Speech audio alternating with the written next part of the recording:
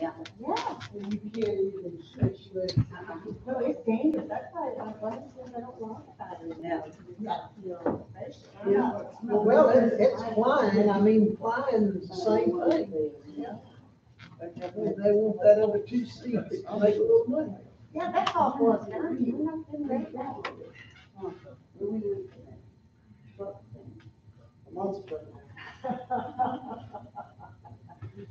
You know, when I think monster trucks, I think Joe Watkins. Out there rooting for him, right? Yes.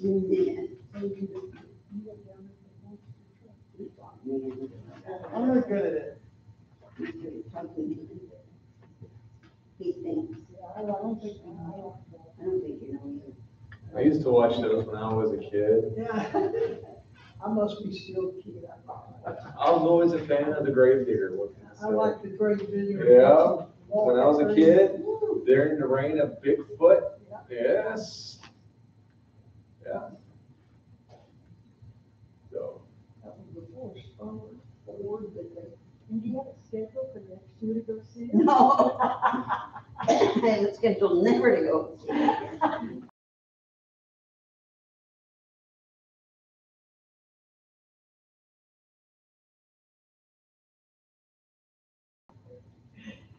Don't be modest. We know. Yeah, right.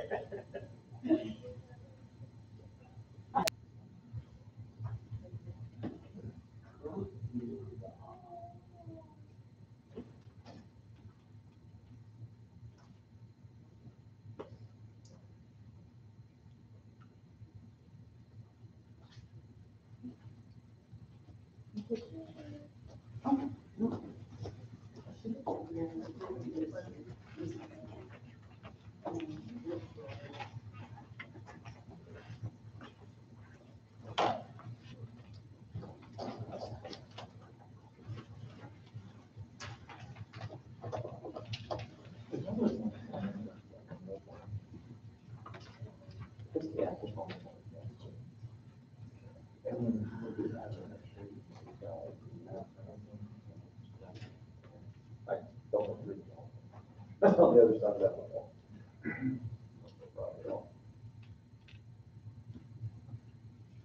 Ricardo, I forgot you were here.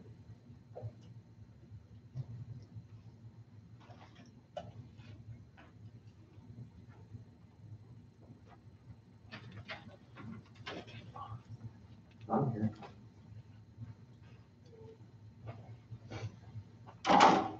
Wow, we happy. Where are we? Are we feeling a little bit sun drained? Yeah, it's only 102. Right. We haven't even hit double digits in June yet. Still got July, August to look forward to. Well, there's a Exactly. cool wave coming. During the day, it's been. I know there's a whole wave coming. It's gonna be 99 on Sunday.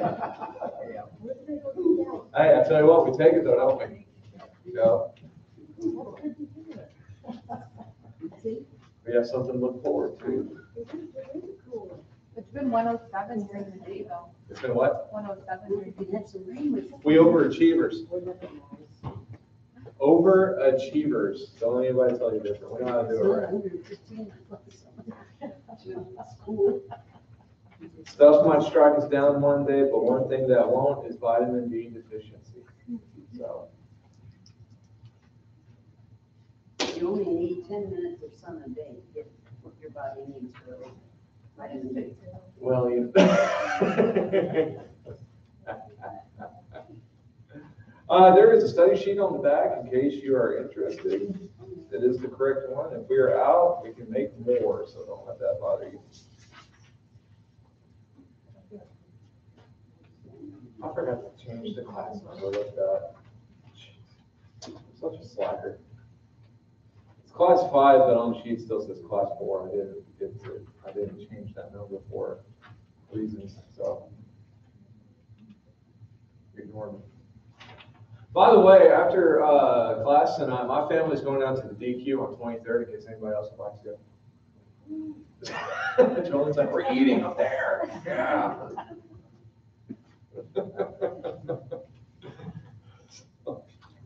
As we get started today, Bobby, would you lead us in a prayer, please? Let's pray. Father, thank you for letting us be here gathered today to worship you, praise you, and show us all your love, Father. I ask that you please be with Jeff as he teaches us today, educates us on the word, and I ask that you please allow us to open our hearts and our ears and to willingly accept your words, Father. Please be with those that are less fortunate and guide us and protect us after we leave from this place, Father. In Lord Jesus' name, I pray. Amen. Amen. All right, if you'd like to flip with me to Luke chapter 12. Luke chapter 12.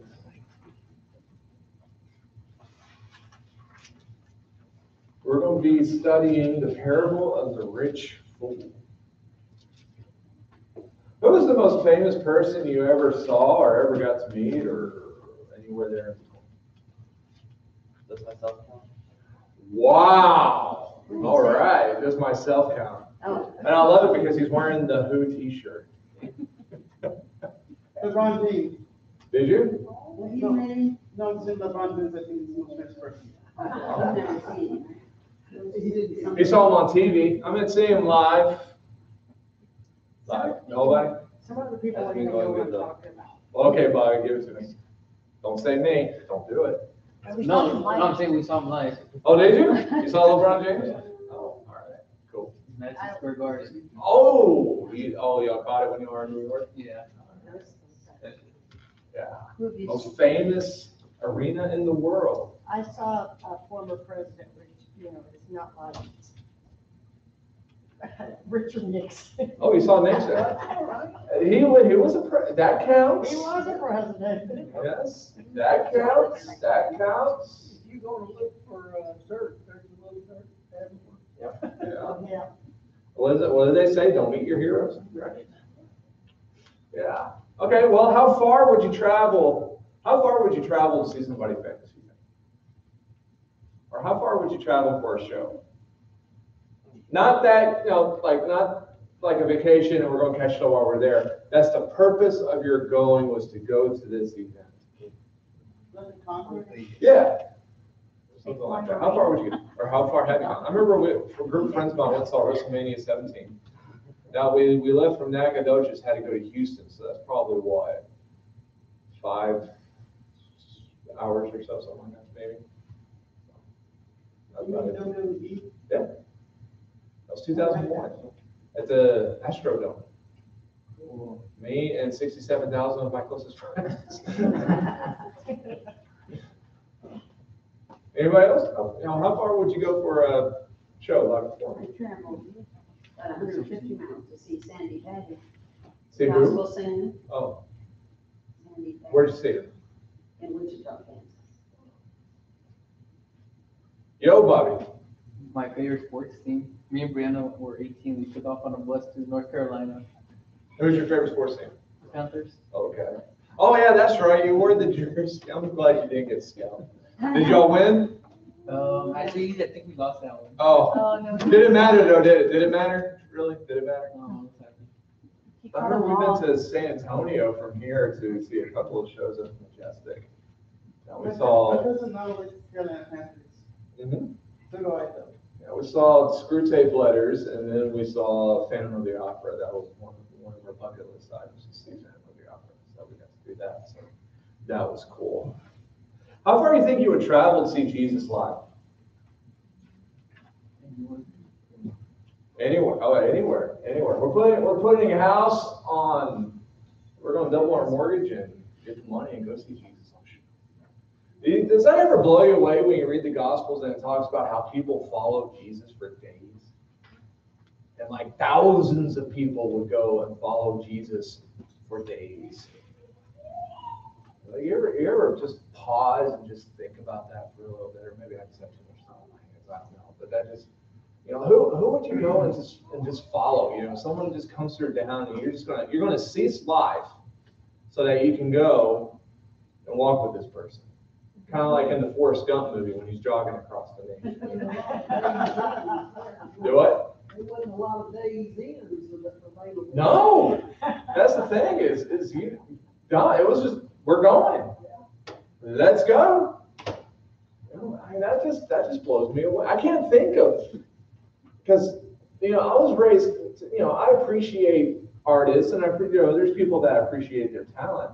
But, the way I was raised, my dad always taught me, it's like, don't just be a diehard fan of people. Appreciate their art, appreciate what they do, but no, that doesn't mean that they're worth following. So, I'm not that big of a fanboy of people.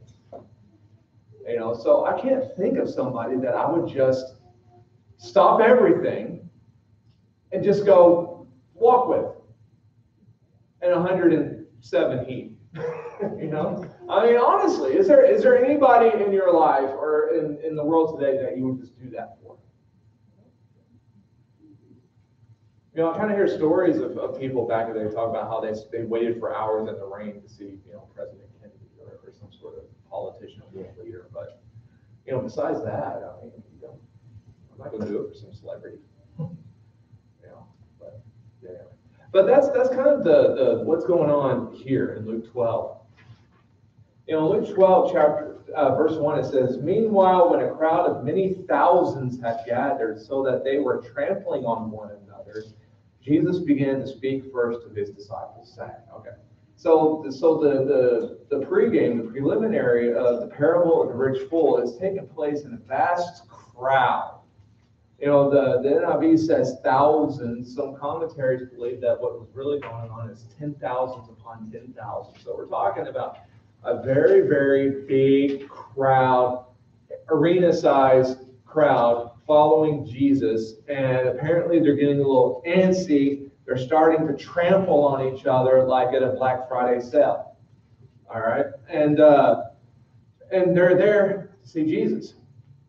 Now, isn't that cool? The only thing nobody cares about what Jesus has to say. There's once upon a time thousands upon thousands of people would go and want to hear what he had to say. I mean, they understood it, but they wanted to hear it.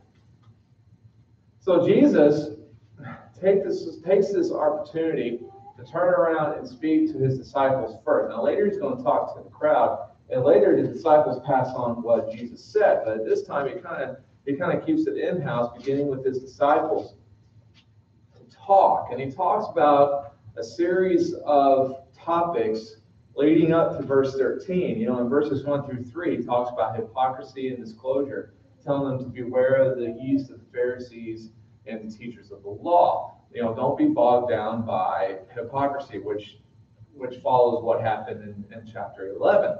Then in verses 4 through 7, he talks about fearing God rather than fearing men. He's getting them ready to have their own ministries one day, which was always the plan of Jesus. Jesus knew he wasn't going to be on earth forever. So who's going to pick up the baton after he's gone?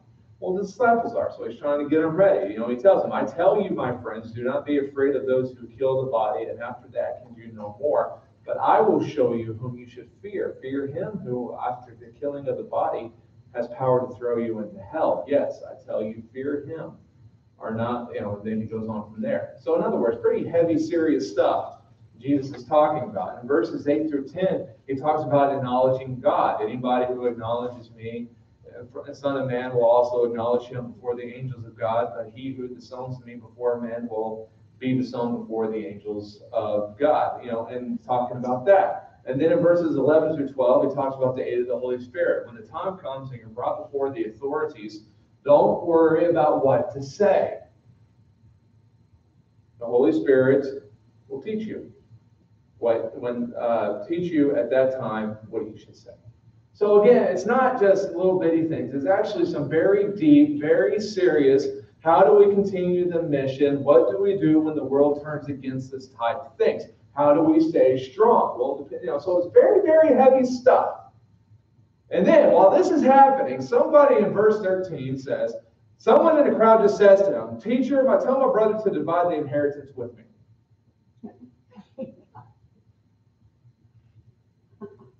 Yeah, right. One of these things is not like the other, right?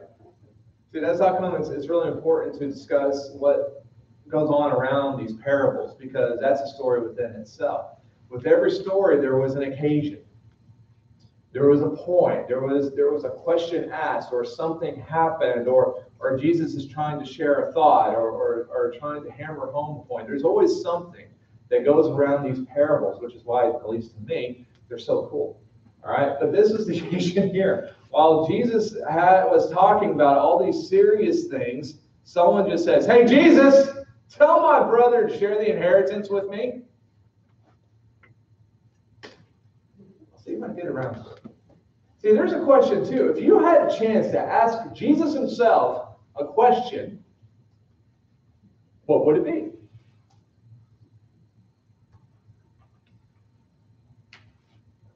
If we did, I'm sure it wouldn't be what he was talking about at the moment. We We hope would not, be- right? I know it, we would be breaking in on Jesus, Yes. and that's what, I hope we would do that. But I would, Yeah. yeah.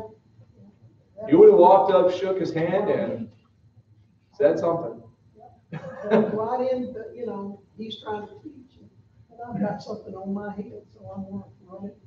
You ever think about that? If you're able to talk to Jesus for 5 minutes, what would you talk about? Can I have 5 more minutes? That's not enough time. I know that's not enough time. That's not. But that's the thing though. This guy in this crowd of thousands, this guy got to talk to Jesus. Probably the only time he got to talk to Jesus. We're not given his name, no source of his identity except he's a guy. And this is it. So, I mean, if you had one chance, because, when we come across celebrity, so to speak, when we come across someone famous, someone important, sometimes all we get is that one chance. Yeah, to take advantage of it, yeah. And so this guy had the one chance to speak to Jesus, and that's the topic he chose. I wonder if his brother was there too. I know. Hey, shh, you listen. Now, but there's some interesting parts to this. First of all, some people have called this a question. It's not a question. It's not a question. It's a demand. It's a demand. Tell my brother to share the inheritance with me. There's no question there. It's a flat out command. But regardless, this is happening because the man addresses Jesus as teacher. There's a Jewish word for teacher. It's rabbi. Now, the rabbis back in the day, they were expected to be able to render a judgment on ethical matters.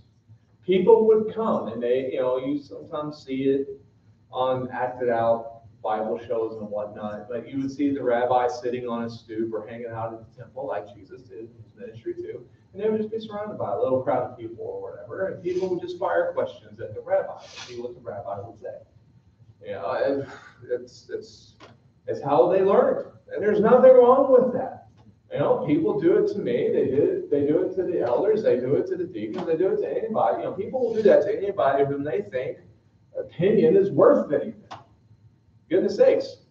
You'll do it to people who might not have any sort of background to answer a question, but for some reason you value their opinion, so you'll ask them anyway. We're people who like to ask questions. And as we tell kids, as we should tell kids, there is no such thing as a stupid question, because that's how we learn. No shame. So that's how they did it. I mean, that's how sermons were back in the first century. That's how sermons were in synagogues back in the first century. You had this platform or whatever in the middle of a room, and people sat all the way around, and someone would get in the middle and they would take the scrolls and they would flip to something that they want to read. They'd read it a little bit, maybe explain it a little bit, and then they would field questions on it. It was like sermon Bible class all rolled up into one. Kind of like what we're doing here is actually more akin to how it was done in the synagogue setting. So, but why do we do it that way? So that we can learn. There's a benefit to it. And so Jesus, identified as a rabbi. Again, he has thousands of people following him. So again, he was somebody worth listening to. Someone took the shot to talk to him about this matter. In fact, some rabbis even traveled from place to place just so that they could judge on stuff like this. Kind of like the old circuit judge back in the Wild West days. They didn't have any government power, but people wanted to know what they thought. But after traveling Imagine this. After traveling who knows how far, and being in a rambunctious crowd, the man's sole focus is on the family nest egg.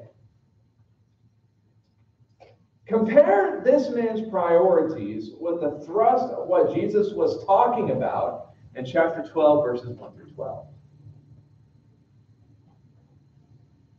Jesus talking about, again, hardcore spiritual matters, when the world turns against you, when, having to face down against people of power, but remembering God has the supreme power and all this kind of stuff. This little thing, it doesn't really sound as important because it's not in the grand scheme of things. Jesus answers in two parts. In verse 14, it says, Jesus replied, "Man, who appointed me a judge or an arbiter between you?" Then he said to them, "Watch out. Be on your guard against all kinds of greed. A man's life does not consist in the abundance of his possessions." Answer in two parts. Part number one, Jesus does not want to be put in this position. Is it because he's not able?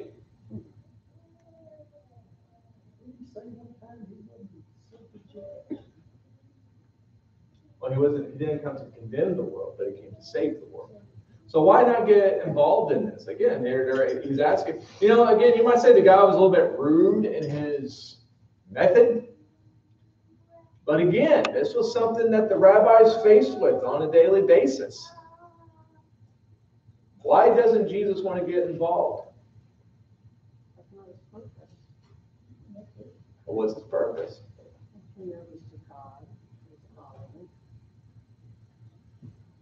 But anytime Jesus does something, I don't know if you've noticed this yet, it's just not as simple as that. There's nothing, there's always kind of something else that Jesus is trying to do.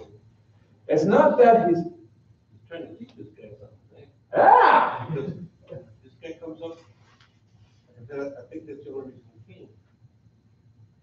See, what Jesus said, right by. Yep. And what he said was just a selfish question. Mm-hmm. But a lot of times when we talk to Jesus through prayer, there's higher things that right by us, and here we come with a little selfish things that we want to bring up, just concerning about myself or something like that. Yes. It's sort of the same deal, really. It is the same deal. Did this guy, in his heart of hearts, when he wanted to come and ask Jesus his one question or make his one demand, was he looking to receive teaching from Jesus? Yeah. What was he wanting Jesus to do? We know. This is an ancient world, but come on, we know. What was this guy looking for? To get the inheritance. Okay, to get inheritance and for Jesus to side with whom? And with him. Him. It was, we do this as kids, don't we? If you had siblings, two of you go run into the parent because you get into an argument or something, and you both say, "Well, Mom and Dad are going to side with me." No, Mom and Dad are going to go side with me. And you go, and you're not looking for Mom and Dad to teach you anything. You're not looking for Mom and Dad to deliver a speech or anything like that. You just want to see whose side Mom and Dad takes. Who's the favorite? Well, they're trying to figure out who is the favorite. It's a family spat. I think it's funny. Jesus didn't even want to get in domestic situations. No, it was just a family spat. You had something else, I believe, didn't you? Weren't you about? You just look super intelligent. I don't understand why they're laughing. Motorcycle, whip my hair. That's what it was. Yeah, okay. But it's not that Jesus is not able. Jesus is just not going to play their game. He's going to take this opportunity and look at something better. Now, flip over quickly if you feel like it. If you don't, that's fine. It's only a couple of verses we're going to look at. But in Matthew chapter 7, verses 1 and 2, I don't know, I think it's getting to that time where these are becoming some of the misused scriptures of the Bible. "Do not judge, or you too will be judged. For in the same way you judge others, you will be judged, and with the measure you use, it will be measured to you." Jesus talking about judging in the Sermon on the Mount, but what is he saying there? What's he saying in Matthew 7?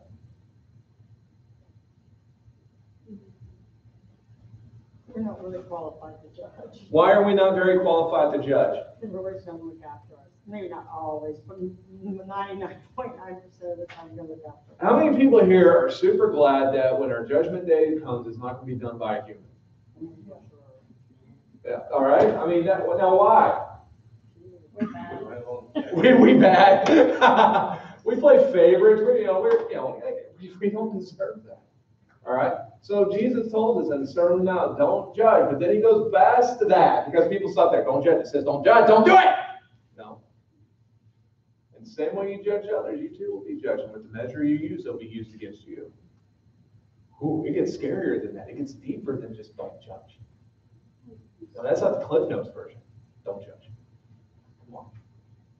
Same thing. But if you look at what Jesus is about to do, he's about to judge this guy. But Jesus can do it. Because he's Son of God, because he's sinless, and he's not pulled away by, again, the Pharisees know this. Jesus doesn't care who somebody is. He's going to call like he sees it. Jesus is going to judge this guy in a very private human area. Personal motivation. He's going to judge this man's motives and find them wanting. It starts with, tell my brother to share the inheritance with me. Jesus says, no, I'm not going to do that. But what I will do is try to pull you out of your own selfish motivations. See, this is the thing about, have you ever prayed or wished that God would direct us? This is how it's done. It's a scary prayer to pray, and we shouldn't pray it unless we mean it, because there's honestly no telling what God might do with us then. We might wish to God to change this one little piece of us and leave the rest of us alone. God's going to make us look and examine ourselves in a very personal way. That's how change comes. The second part of his answer is a warning against greed. Now, greed is defined in the dictionary as intense and selfish desire for something, especially wealth, power, or food. Jesus, however, identifies greed as being multifaceted and a measuring stick some use to validate a life. He says, watch out, be on your guard against all kinds of greed. Well, how many kinds of greed can you think of? Greed for power, greed for, there's all sorts of, greed wanting more of something, so it doesn't necessarily have to be money. No, it doesn't have to be money. People can be greedy all sorts of things. The other day, did you know Hot Wheels celebrated their 50th year? 50th anniversary of Hot Wheels. Whoever had a Hot Wheel? I saw in my office, they're Batmobiles. But they had a guy on the news that he has a Hot Wheel collection. He started when he was a kid, but he put them away for several years and dug them back out like 10 years or so ago. He has a Hot Wheel collection that's believed to be valued into the millions. Millions of dollars. Yeah, I know Hot Wheels. Little cars, right? Yeah, but he has converted his whole office space into a Hot Wheel museum. We can be greedy for all sorts of things. Jesus says, be on your guard against all of it. The Bible teaches us about the glories of living simply, with simplicity, and not being bogged down with this stuff. And we're about to get a first crack for a lesson into it. So, in order to prove the point, Jesus tells them a parable. In verse 16, and he told them this parable, the ground of a certain rich man produced a good crop. He thought to himself, what shall I do? I have no place to store my crops. Then he said, this is what I'll do. I'll tear down my barns and build bigger ones, and there I'll store all my grain and my goods. And I'll say to myself, you have plenty of good things laid up for many years. Take life easy. Eat, drink, and be merry. But God said to him, you fool, this very night your life will be demanded from you. Then you will get what you have prepared for yourself. All right. The parable. The thrust of the parable is seen in the result of an action. All right. Don't identify this as Jesus' anti-wealth sermon. That's not what the theme of this is. The theme of this is is seen in the result of an action. When a rich man has an abundant crop, what will he do with it? This is the question. Now, Abraham Lincoln once said, nearly all men can stand adversity, but if you want to test a man's character, give him power. And then people have said very similar things as time has gone by. You want to see the quality of a person? Give them power over other people, and then you see what kind of person you're dealing with. I see a lot of head shaking like this. Yeah, I believe that. Yeah. Okay. Yeah. I think it is. It's a good measure. If you're given power over somebody else, what will you do with it? Well, this guy has been blessed. He's already a blessed man. He's a rich man. He already has lots of property, crops, and etc. But he sees his problem is not being able to store all the new crops. So what is he going to do? What would you do? Yes, his course of action. Tear down old barns. Now, Jesus skips over, but let's face it, especially if you've ever had to move, it's not just tearing down old barns, is it? What are you going to do with the stuff that's inside the barn that you're tearing down? It has to be moved. So you got to empty it and then tear it down. And then you got to build bigger barns and put all the stuff you already had into it, then all your new stuff into it as well. Do you think the rich man's doing this himself? And dirty his pretty little hands. No, he's not doing it himself. He's having other people do it.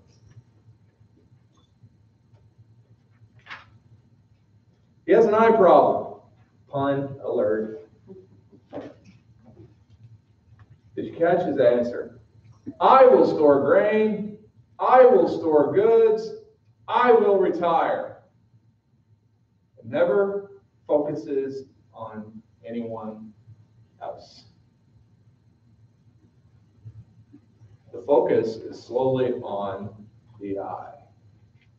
And I'll say to myself, he's even talking to himself, you have plenty of good things laid up for many years. Take life easy. Eat, drink, and be merry.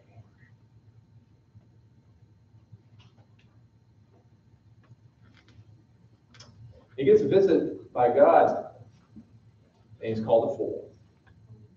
Why? He's patting himself on the back. He's taking all the credit himself for what's in the past. Well, and he's making plans for the future, and that future's not gonna be there. Yeah, that's the funny thing about time. One day we run out of it. You think who's the big shot? Yes. As the song used to say, Mr. Big Stuff, who do you think you are? But that's the thing about time. We run out of it eventually, and we're not told when we run out of it. I remember my dad used to tell me that he used to be scared of retirement. He still hasn't retired. Tell him it's not scary. No, it's not that it's scary. His problem was that he kept going to retiring parties, and within a year later, the people were dead. Oh. That was the problem. No, he didn't like that. That was the problem. Was that people retired, and of course, the way they do it in the big cities, when they retire, they just stop. The problem is the total stopping. And you just hold your recliner down on the floor so it doesn't float up to the ceiling, and you watch, Price is Right and Wapner all day, and that's, people's work. And and you just don't do anything. You just fade away. Your body, gets worse and worse and worse, and then you die. That's what he was looking forward to, though. Why else is he a fool? He's not relying on God at all. He relies on himself. That's always the problem. Hold on to it. God wants us to rely on Him. Instead of He's asking just God, removed that all from it. Yes, go ahead, Elma, tell me. I think instead of asking God, what should I do with all this? He's thinking, he's already decided what he's going to do. Yes. Because I don't think God's going to tell him, go ahead and store it for yourself. Yeah. God has always wanted us to be a blessing to others in various ways. Through our time, through our efforts, through our talents, just be a blessing. And include Him in your plans. Yeah. He wants to be included in the plans. But again, the problem is, like Phil says, when we go off the reservation, we go off without God, and we find ourselves in loads of trouble. We wonder, goodness sakes, God, how could you have done this to me? And this is what happens here. The man worked so hard for the benefit of self, and he's dying that night. He dies before he gets to reap his reward. And then in the end, who gets it? Well, somebody will rate it, but the parable doesn't go there. But who gets it? Doesn't matter who gets it. He doesn't. Guess what? Life's still that way. That's how come it's funny. Every now and then you'll catch a cemetery that's located right next to a self-storage location. That always kind of makes me laugh. But that's the only way someone gets to keep it. But they're not enjoying it. In other words, when you die, we don't get to take it with us. We don't. The pharaohs proved this. Goodness sake, stuff the pyramids full of Egyptian treasures, let it bake for a few thousand years, and then a bunch of folk will go in there and take it to a museum. It's still there, and it hasn't been touched. What about the first song? Well, they did that too, but it hasn't been touched by the people that it was buried with. But that's the point of it. We don't get to take it with, and all that hard work, and all that effort, and all those barn plans and everything. Do we think the rich man, again, remember, he's a rich guy, do we think he was out there sowing the crops himself to begin with? He's forsaking everybody and focused solely on the self. And in the end, it was a complete wasted life. One of the most, I read an article once about regrets from, hearing nurses interview people in nursing homes that they worked with and say, what's some of the most painful things that you have to deal with as you get older? You know what one of them is? Regret. Regret. Regret over missed opportunities. Regret over the times that they had to just share a little kindness, the times that they had to be a blessing to other people. They didn't take it, and then at the end of their life, after the point when they have lost all their ability to be influential to anybody on the planet, now all of a sudden they care. They want to do some good, and nobody lets them. Because nobody cares. It's the regret of it. So now this guy is lying on his deathbed, even though he didn't know it until that night, and all of a sudden, all this hard work and toil, it's all down to the toilet. So what's the punchline? In verse 21, Jesus says, this is how it will be with anyone who stores up things for himself, but is not rich towards God. So God wants our money. Right? Is that what this is saying? Preacher looking for a raise. We need to donate more so he can buy his $54 million jet. If Jesus walked around today, he wouldn't be riding a donkey, people. No. I'm joking, by the way, in case you don't know me well enough. All right. Hey, we paid off our truck last year. We're excited.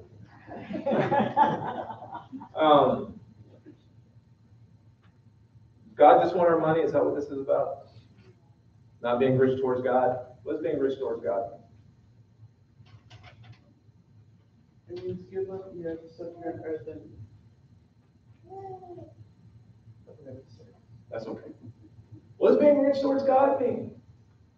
We can't do it unless we know what it means. Having the fruit of the Spirit. Yeah, I'm waiting for somebody to say, they tell me this on Wednesday morning, that's why we come see you, so you can know. But that's what it is. Being rich towards God is walking in his ways. It's, So you've done any one of these? The least of these you've done. that's right. Whatever you've done to the least of these, you have done for me. Being, Christ is the head. Now, I'm no doctor, mind you, but I do know that a healthy body has 2 arms and 2 legs and a whole bunch of organs. That's us. We make up the rest of it. What does the body of Christ do? What do we allow the body of Christ to do? Christ is the head. We follow the head. Christ is the brain, in other words. That's the point behind it. That controls the body. So what do we allow the body to do? That's what being rich towards God is about. Remember, this parable came from an instance where one man got to speak once with the Son of God, and yet wasted his opportunity to get Jesus to intercede for him for the sake of possessions. I wonder if he ever wished he could have had a do-over as his life went on. I hope so too. I really do. I shared this in a sermon not long ago, but it really kind of goes in time. It's one of those things that's really important today. And it's Old Testament, so it probably doesn't get read as much as it should. And it's from Ecclesiastes, so it's probably been skipped over a lot. But you flip over to Ecclesiastes chapter 2 and verse 17. Ecclesiastes chapter 2, verse 17. If you don't have a Bible, just listen to this and look at how honest this is. So I hated life. Can't believe some people think Ecclesiastes is depressing. So I hated life because the work that is done under the sun was grievous to me. All of it is meaningless, chasing after the wind. I hated all the things I had toiled for under the sun because I must leave them to the one who comes after me. And who knows whether he will be a wise man or a fool, yet he will have control over all the work into which I have poured my effort and skill under the sun. This too is meaningless. So my heart began to despair over all my toilsome labor under the sun. For a man may do his work with wisdom, knowledge, and skill, and then he must leave all he owns to someone who has not worked for it. This too is meaningless and a great misfortune. What does a man get for all the toil and anxious striving with which he labors under the sun? All his days, his work is pain and grief. Even at night, his mind does not rest. This too is meaningless. Man, there's a lot of truth in that, isn't it? You work all your lives to build an empire. But what if your son isn't that bright? You leave it to him anyway, and he runs it into the ground. This rich man spent his life acquiring his wealth. He dies, and someone's going to come after him who's going to get it and not have worked a day in order to have it. Rather than wouldn't share his inheritance. That's right. Not only is it a wasted life to store up possession and focus on greed because it is wrong, it is also a temporary condition because we can't take it with us. We miss out on this life and the next when we are not rich towards God. People say, oh, I wish I could have heaven on earth. We realize that in the kingdom of God, we can't have heaven on earth by the way we live every day. We can do our part to bring heaven to earth every single day if we seek to follow the head that is Christ. Make that the priority. So how should we live then? Well, again, with this parable kind of being in the middle of chapter 12, we find out how we should live in verses 22 and following. 22 through 34, we find out. First part, don't worry about it. Again, this guy, traveling miles with thousands of people in order to demand of Jesus what he wanted to demand Jesus. After Jesus gets done with this parable, it's Luke's account of Jesus talking about, don't worry. Look at the birds, look at the flowers. You see them worrying? One of my favorite Bible lines of all time. Who by worrying can add a single hour to his life? I love that because there's been times in my life I've been a big worrywart. But that's the truth of it. Who by worrying can add a single hour to his life? That's Luke 22, verse 25. It's also in Matthew 6. We can't add a single hour to our lives by worrying, but we can sure shorten it by rampant anxiety and worry, heart disease and whatnot. Then we're told in verse 31, seek first his kingdom and his righteousness. Oh, sorry, that's Matthew. But seek first his kingdom, and these things will be given to you as well. That goes right along with worry about it. Well, I'm not going to have money, or I'm not going to have a nice enough car, or I'm not going to have a nice enough wardrobe, or I'm not going to have a good enough job. Don't worry about it. Seek God first. Seek God first, and guess what? Everything else will be handled one way or another. I've had the blessing of getting to know a few missionaries in my time. If you don't know a missionary, get to know one. They're really cool folk. You know how many times they have told me stories about how they might come back to the country with nothing or with just a few things, but they're fine. They're okay because they focus first on God. And then whatever it is that they're able to have, they're happy with it. Keeping God as our primary focus, focusing on His kingdom and His righteousness first, changes our priorities, where I don't care about what the world thinks is important anymore, and I will be happy with whatever I am able to receive. Tons of wealthy people in the world are miserable with everything that they have. My mom's a private nanny. She worked with her first family for 10 years because she started with them when they were babies, and then the mom realized she didn't know how to be a parent. Sorry, I shouldn't do that. Well, she put my mom through some havoc, but anyway. But I remember hearing my dad say repeatedly, those people have everything they could possibly have in order to be the happiest people in the world. Money, possession, big house, and all the stuff that goes along with it. And they were absolutely miserable. Miserable. And it affected those kids to the point where they viewed my mother more of their mother than their blood mother. Wealth and the trappings of the world is not all that it's cracked up to be. But seek first His kingdom and His righteousness, and all these things will be given to you as well. Will you not have the nicest house on the nicest block? Maybe, maybe not. Guess what? You go down 3 Mile down there, and there's a house. If you're going east down 3 Mile, there's a house on the right-hand side that is a 2-story house, which Phil has told me was built back in the mid-90s that sucker was built. That house has never been lived in because the people who were building it was busted. It became evidence, so nobody got to move into it. It has never been lived in legally. But it's the trappings. People thought that was going to be the key to something. There's an epidemic right now. Maybe epidemic is too strong a word. Lots of people who have very worldly attitudes, who also have a lot of money, and they think to themselves, I can live life however I want to, but since I make enough money, I'll just send my kids to Christian schools, and they can teach them about God so that I don't have to, and I can still do whatever I want to. It doesn't work like that.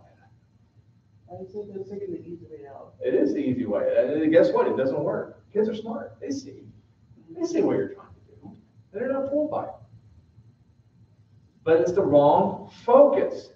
And then he tells them, verses 32 through 34, to rejoice.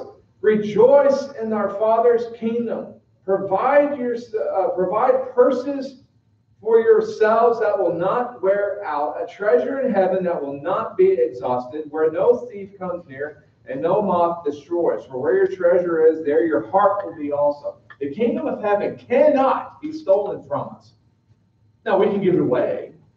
We can walk away. But as far as somebody coming in by force and taking it from us, that cannot happen. Rejoice in the kingdom of heaven. Dude who's looking for your inheritance with your brother, put that stuff aside and follow the kingdom of heaven. That's first priority. And that's all I got. Yes, ma'am. It's like recently in the news, there's a very well-known designer named Kate Spade who recently committed suicide. Yes. And like you read about that and you just think like, somebody who seemed that they must have had everything that they wanted, and how you said like money doesn't buy happiness because, look. Yeah. I remember I was in middle school. I'm about to date myself. For those of you who are older than me are like, yeah, who cares? But actually, Bobby likes to mess with me for my age. I was in middle school. I was in 8th grade when Kurt Cobain shot himself. All right, now if you don't know who Kurt Cobain is, that's a different problem. There's not much I can do for you. No, he's the lead singer for Nirvana, the band in the 90s. All right. I was in 8th grade when he shot himself. I remember I was in U.S. history class. Also kind of tell you how times have changed and how teachers are able to talk to kids back in the day versus today. Anyway, they came out in the news that he shot himself, And, you know, the fans come out like they do when the celebrity dies and you're showing support and all this, and Kurt, we love you, blah, blah, blah. And you know, people trying to say Kurt really loved the fans. And I remember my teacher, I was in U.S. history, my teacher got mad. Teacher was actually, you know, my teacher was very, very furious. He didn't care about his fans. He didn't care one thing. He didn't care anything about you. There's people in my class kind of crying and sad and passing, you know. It's like he didn't care anything about you. None of it touched him because it was too bad focusing on his own problems, his own life, and all this stuff that he had, but it didn't make him happy. And it was one of those, like, so silent that you could hear a pin drop moments in the class. Because it's like, you know, we're 8th grade, what do we know about life? You know, and it's like, whoa, that's true. We can be so swindled. We talked about this a couple of Sundays ago. We can be so swindled by the expectations of the world. And how if you can just win at this thing called life with the riches and the stuff and the notoriety and all this. I've jokingly said, it's a joke, but you know who actually has one life? I will tell you, has one life. Vanna White. She won life. Wear evening gowns every night, walk up and down the stage and turn letters for 30 years. She has to stay thin. That's why she walks. No, but I mean, but you know, you look at, you know, but that's Hollywood. That's what they do. They try to show us with all this stuff, trying to get us to think that that's the most important thing about life, and it's not. It is fleeting. It is so sad. I love what Jim Carrey said. You know, most of the time he's an idiot, but like a blind cow in East Texas, he finds grass every now and then. He says this. He says, I wish everybody would have wealth and prosperity, or no, wealth and fame, so that people would understand that is not the key to happiness. But that's the message we are bombarded with constantly. People would sell their soul, sell their mothers to get on TV. Jerry Springer show has been proving that for a couple of decades.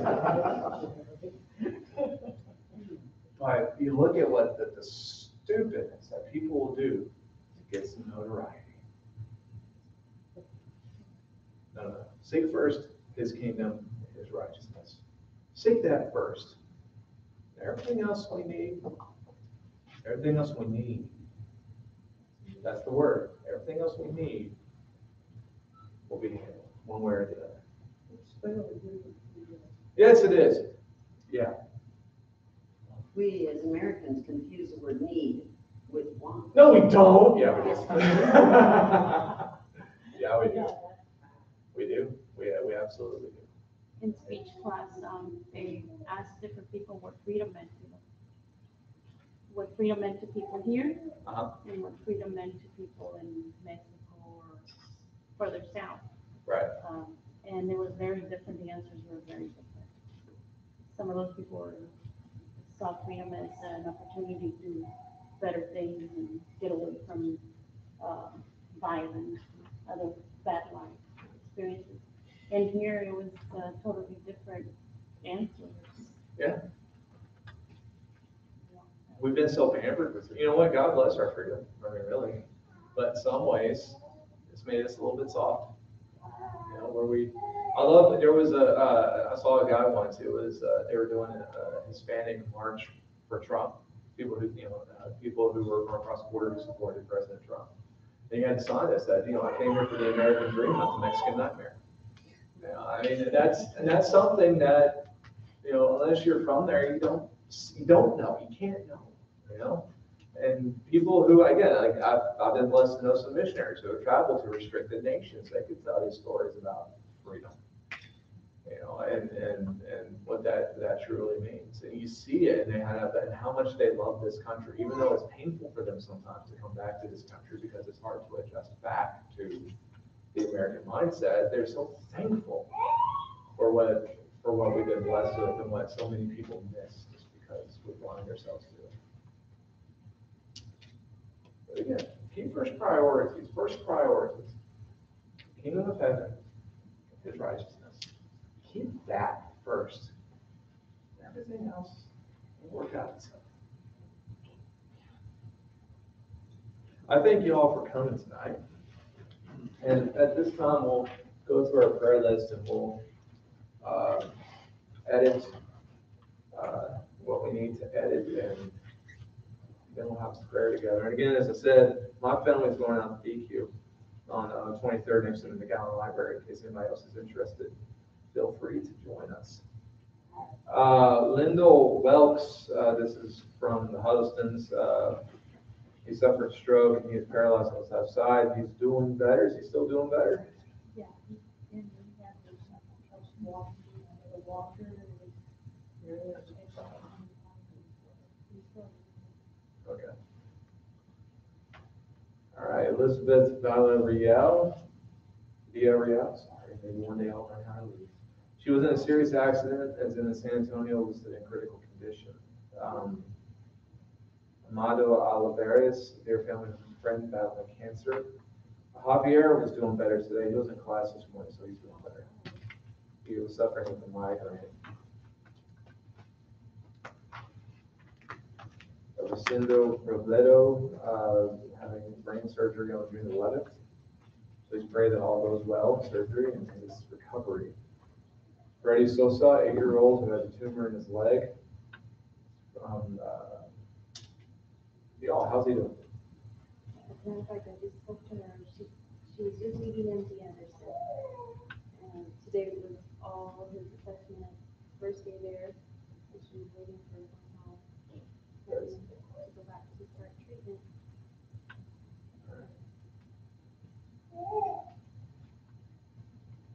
A.D. Castro's mother is a co-worker of Myron Martinez in hospital with heat stroke and staph infection. Miguel Barajas Jr., he'll be administered several tests to determine his illness.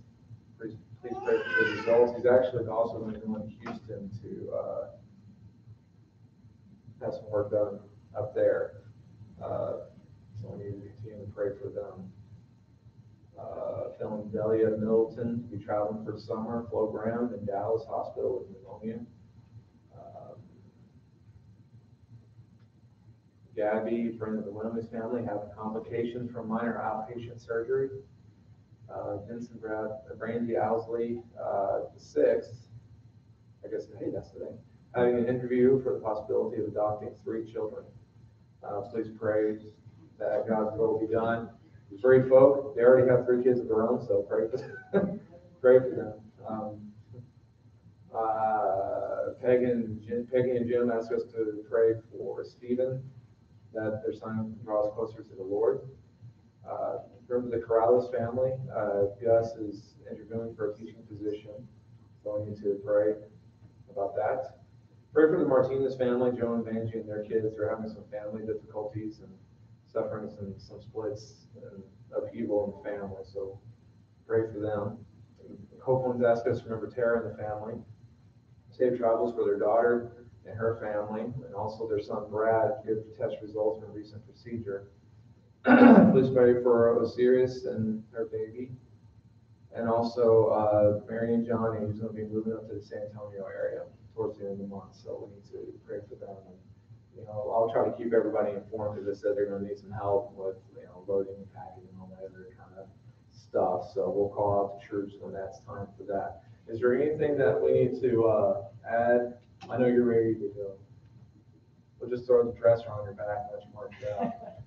Yes, ma'am. I would like you to pray for my sister Amy Watkins. She's been home off and on since May 2nd, and she's scheduled to go back to Turkey this Saturday. I thought she was staying in town, or Well- staying stateside, I should say. Well, she has 1 more month Yeah. on that contract, and so the time that she's been here, she's been looking really hard for a job, and she would like one in San Antonio, and she's there right now. She went up for an interview, and she called me later and said, they said, thank you, but no thank you. Oh. And so she's gonna stay in overnight to go to a job fair, career fair tomorrow and see. So this job she's looking for is outside the military. Well, the one she's in is outside, it's USO. Yeah, it's USO. It's connected to the military, but it's not really military. Yeah. So she's been daily on either on the phone or on the computer applying for. And in the meantime, she's been driving for the lift, giving them people a lift. Yeah. What kind And of been doing job, that, so. what kind of job is she looking for? What she would really like is to be, what did she call it? Administrative assistant, which is a glorified name for receptionist slash secretary, at the Veterans Hospital in San Antonio. She would like to be there. And they haven't turned her down, but they're very slow about giving her an answer. What? Yeah. Government office is slow and putting you off? No. Yeah. Sounds like they need a receptionist. It sounds like, I can use her. Oh, no, she's coming back and sit. oh, she won't be like that. Anybody else? Yeah, I got, a friend of mine, where I used to work, would be home with him today. He's finally gotten to a church, which is, answered prayer for many, many years. And taking his kids, I just pray that it keeps going. What's his His name name? is Joel. Can I assume it's spelled like Joel?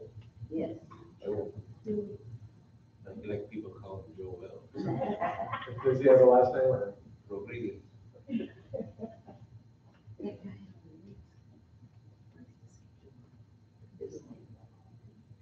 Anybody else? Yes, My ma'am. boys, as they grow older, that they speak God. Tovar boys or Tovar men?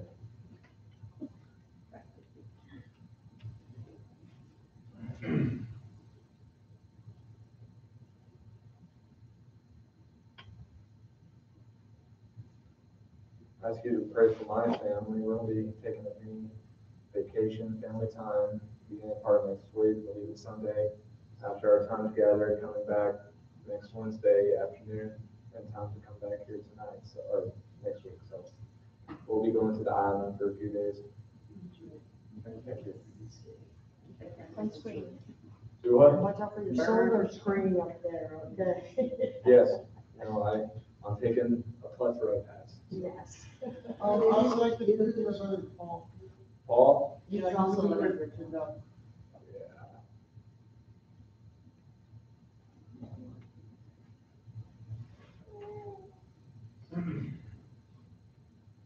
Somebody else, I guess. I have a coworker, Christopher Langoni. He had an X-ray of his chest, and they found a spot, so go in there and see what's going on. Can you spell his last name? Langoni, common spelling. That's messed up. All right, I'm gonna wing it.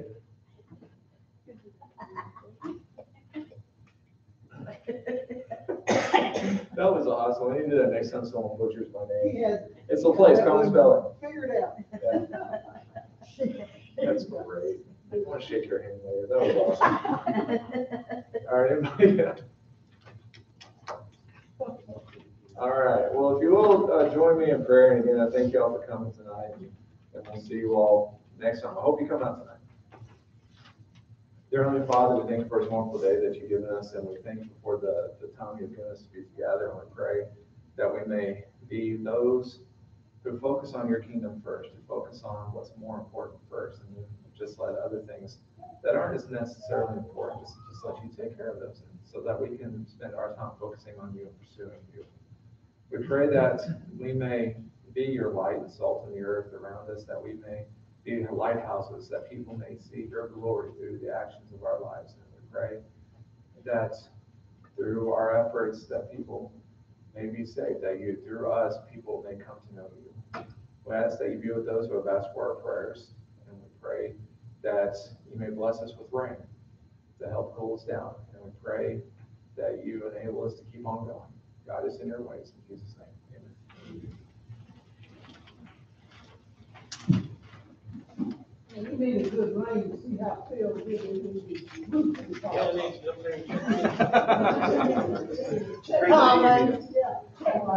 Yeah, you don't have to. See you later, Alma. See you, Jeff. See ya.